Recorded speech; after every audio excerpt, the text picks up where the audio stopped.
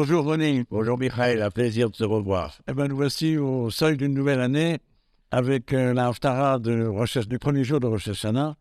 Haftarah qui est issue du livre de Shmuel et c'est le début du livre même de Shmuel, Perek 1, Pasuk 1. Et au centre de cette paracha, il y a la figure d'une femme. Alors une lecture rapide et superficielle pourrait vouloir suggérer que l'Haftarah essaie ici d'être féministe. On va placer une femme en début d'année pour être tranquille par la suite. Qu'est-ce que tu penses de cette interprétation fausse? C'est clairement provocateur, Michael. Parce que moi, je pense que on n'a pas placé une femme ici, mais qu'on a voulu, à travers ce que représente la femme, expliciter quelque chose. Mais on ne les a pas placées en premier dans le livre de Shmuel. La première qui apparaît et qui commence à mener la danse au sein de la première humanité s'appelle Ève. Non des moindres concernant ce que nous appelons toujours nos patriarches, mais peu s'en faut que nous oublions les matriarches. Absolument. Oui. Et qui sont très importantes. Et je vais te dire, selon moi, qui enseigne cette historiosophie du Tanakh, je crois que le fil d'Ariane du Tanakh, de ce livre-là, il est au féminin. Parce que Sarah gérera Abraham, parce que Rivka orientera Yitzhak, et parce que Rachel et Léa, feront de Yaakov ce qu'il deviendra. Mais c'était juste ma parenthèse, parce que je pense qu'elles sont, comme je l'ai dit, et je l'enseigne de cette manière-là, le fil d'Ariane du Tanakh, bien qu'on puisse trouver nombre de propos patriarcaux, de voir la main de l'homme dans l'écriture, d'avoir une attitude misogyne parfois. Oui, mais dans ma lecture, malgré tout ce que je viens d'énoncer, je trouve qu'elles ont un rôle primordial et vectoriel. Là, je te suis là-dessus. Il y a une critique de la misogynie latente, d'une lecture faute ou biaisée du Tanakh. En tout cas, le point commun entre Hannah et Sarah, c'est que ces deux femmes n'ont pas d'enfants. Et là, on va voir comment... Rachel aussi également. Et là, on va voir comment Hannah se débrouille. Donc, elle va prier, et elle va prier, et à travers toute la Haftarah, il y a cette idée que la prière, elle a véritablement un pouvoir. La prière, c'est pas des mots mis à la suite. La prière, elle a une efficacité, elle a une messioute. Je reviendrai sur la prière, mais si tu me permets, je suis trop aimant de la femme pour la mettre tout de suite dans la prière. J'aimerais avec toi qu'avant de revenir à ce que tu viens de dénoncer, on essaye de comprendre la situation de Hannah. On a bien compris qu'elle est l'épouse d'Elkana, mais qu'elle ne peut pas avoir d'enfant. Donc on imagine aisément, connaissant le Tanakh, que la dame Pnina est celle que l'on a épousée parce qu'elle se trouvait à même de pouvoir enfanter. Donner une descendance, oui.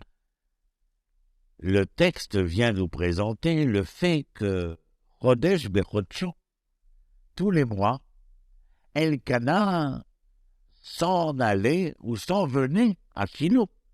C'est-à-dire là où le mini-temple se trouvait, avant Jérusalem. Et à chaque fois, on y allait en famille. Et on y faisait un banquet, après avoir porté les sacrifices. Et continuellement. Tu t'es déjà demandé comment Hannah se sentait quand Pnina arrivait avec les berceaux. Avec ses 7 enfants. Avec ses enfants, oui. Et puis l'attitude de Pnina, elle n'était pas toujours abolitionnante. Elle avait un regard comme ça contre celle, je dis, Michael, contre celle qui était la bien-aimée. N'oublie pas, chez Raphaël, chez Sarah, chez Hannah, elles sont les bien-aimées. les additifs, pardon pour le terme d'additif, que seront Agar, que seront Léa, ou que sera Pnina, leur laisse en leur sein un goût amer de la réalité. Et ce goût amer qui est chez Pnina va être, crassé à la figure de Hannah qui en souffre. Oui, absolument. On sent la même argumentation chez Pnima, qui, comme Agar, vis-à-vis de Sarah. Pnima qui dit, écoute, si tu n'as pas d'enfant, c'est quelque part, tu n'es pas parfaite. Quelque part, Dieu ne t'aime pas, tu as des fautes en toi. C'est une critique lourde, une critique terrible. Okay. Alors moi, ce que je voudrais, questionner, c'est l'attitude d'Élie, parce qu'elle prie, et il y a Élie qui est le gardien du temple de Shiloh, et il la regarde. C'est d'abord étonnant. Il ne t'interpelle pas. Il est plein de bonne volonté. Il a 2 épouses. C'est un homme qui est à l'aise. Chaque année, il se rend avec des corbanotes à Shiloh. Il est un peu dépassé par la situation. Je te remercie de le dire. Je ne sais pas s'il comprend d'ailleurs exactement la véritable nature de Hannah. Oui, concernant l'entendement et l'approche de ce que sa femme est, sent, ressent. Une fois, l'étudiante m'avait demandé, vous pouvez me donner votre définition de l'amour? Je lui avais dit, lorsque je souffrirai ta souffrance et me réjouirai de ta joie, sans que tu n'aies eu à me dire quel était ton mal ou quelle était ta joie.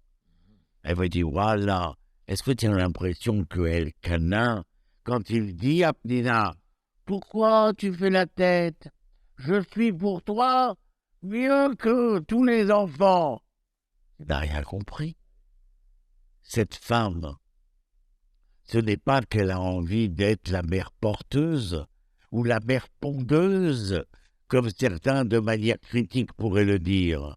C'est que cette femme a envie, avec cet homme qu'elle aime, ce qu'il y a chez la femme de plus extraordinaire que ni toi ni moi n'avons, c'est qu'elles sont capables de mener un projet d'un bout à l'autre. Ça dure 9 mois, mais elles sont capables de l'amener, sa conception, jusqu'à sa naissance. Et ceci est absolument fantastique. Elkana ne comprend pas la douleur, la souffrance qu'il y a chez cette femme. Oh, il essaye d'être condescendant, mais c'est insuffisant. Souffrir la souffrance d'autrui, ça on appelle à bien plus que de venir et de lui dire « je te donne une double ration. Manatapaim. » C'est sympa, mec. Mais j'ai pas besoin de 2 steaks ou de 2 frites.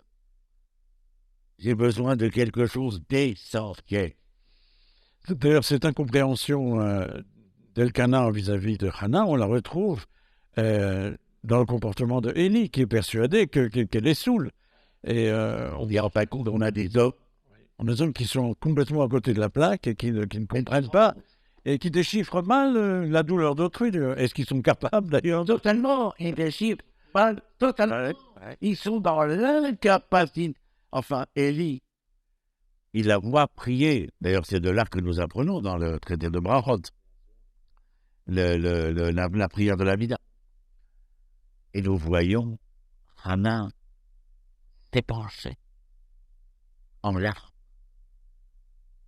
et d'avoir que les lèvres qui remuent, car dans ce non dit, parce que non entendu par Élie, il est incapable d'entendre tout le dire de Hannah.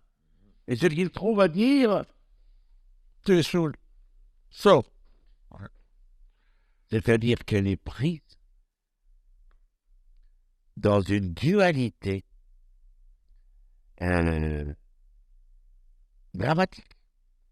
Ce mari, qui malgré toute sa condescendance, est à même de vouloir faire, offrir, accorder. Je dirais dans le langage d'aujourd'hui, ce n'est pas de tes fleurs dont j'ai besoin. C'est de ton amour. Je n'ai pas besoin de tes déclarations à la hollywoodienne. Ce que j'ai besoin, c'est d'un amour au quotidien, dans le fait, dans le geste. Ici, Elkana et Élie sont les, comment disent nos jeunes, à côté de la plaque. Mais tu as raison d'insister sur ce dont tu parlais tout à l'heure. Et désolé d'avoir voulu te dire, parce que je voulais qu'on parle de Hannah, mais que ce moment de prière est quelque chose d'absolument particulier. Et il y a également une dimension extraordinaire dans la prière de Hannah, c'est qu'elle fait un vœu. C'est-à-dire elle s'engage. Et le fait qu'elle ait été exaucée montre que la prière n'est pas seulement déverser un certain nombre de paroles devant un mur, devant un livre, devant le rideau d'une Ezrat Nashim. La prière, c'est un dialogue où Dieu écoute. Et si l'on formule une condition à cette prière, elle est considérée avec attention dans le ciel. Quand je lis le texte, j'ai le ventre qui se tord un peu. Tu attends depuis si longtemps. Depuis si longtemps, il y a cet espoir de pouvoir porter ce projet, de pouvoir lui donner naissance. Ce que tu viens déclarer dans cette prière, c'est quoi? Si jamais tu es exaucé ma prière, je fais un vœu, celui de te consacrer cet enfant. Hannah, tu ne sais pas que d'avoir fait ce vœu, c'est peut-être d'avoir le droit d'allaiter l'enfant et de le sevrer, mais après... il va t'échapper. Tu l'as entièrement donné à Dieu avant sa conception. Et tu ne seras pas celle qui lui achètera le cartable. Quand tu ne seras pas celle qui l'accompagnera pour la rentrée des classes. Ouais, il y a un don de soi, il y a un don de la mère, là. Et il y a quelque chose ici qui est absolument extraordinaire, mais dans cet extraordinaire, dramatique aussi. C'est-à-dire, elle est seule face à la souffrance. On n'a pas entendu qu'elle est allée consulter Elkana concernant ce qu'elle va dire maintenant devant le Echal. Ce qu'elle va prononcer comme vœu. Elle n'en parle à personne. Et c'est dans la solitude de l'être Hannah qu'elle va prononcer cette tefila, Michael. La racine, c'est Pilel. C'est celle de se remettre en cause. En hébreu, on dit plivi, punitière. Pilel, les hip, palel. C'est se judifier. C'est se remettre en cause. Dire, j'ai un dossier, je l'ouvre. Tu vois ce qu'il y a, Éternel? C'est ce que je suis. Et si jamais tu pouvais, en dehors de tous les autres sujets qui nous concernent, mais me donner un enfant, alors sache que nous l'inscrirons dans cette remise en cause de soi, de vouloir l'offrir, de vouloir, j'emploie le mot, avec attention, préméditation et à bon escient, consacrer. C'est partager avec toi le sacre de cet enfant, la grandeur de cet enfant et du projet de devenir que nous lui proposons auprès de Élie. Donc Shmuel, il a été adoubé prophète avant même sa conception. Et là, il y a un enseignement pour tous les jeunes mariés, à savoir que la pensée des époux lors de la conception d'un enfant, elle va déterminer la ishiout, le caractère, la personnalité de cet enfant. Donc, la Haftara va nous apprendre que la relation physique par laquelle on consacre le mariage est loin d'être une relation gratuite. Et quand elle finit cette prière, elle sort et le texte nous dit que Elkana, il la prend, il l'emmène à la maison. Yéda, Nadra, c'est-à-dire qu'il y a relation sexuelle, relation conjugalité. C'est-à-dire, quelle est cette femme qui est sortie de l'enceinte de Shiloh? Qu'a-t-il vu pour être à ce point celui qui, tout d'un coup, ne devient pas celui qui s'excuse, se donne de tarte? Moi, je suis mieux que tous les enfants. Mais non, là, qu'est-ce qu'il fait? il accomplit ce qu'il est capable, enfin, de ressentir de l'émotion de sa femme. Et on pourrait ajouter à nos lecteurs qui sont en Israël que l'on peut visiter actuellement le site de Shiloh et que l'espace sur lequel le premier temple, l'herbe n'a pas poussé sur l'espace par respect pour la sainteté du lieu. Et on peut venir avec sa femme. Merci, Mélanie. Merci, Raphaël.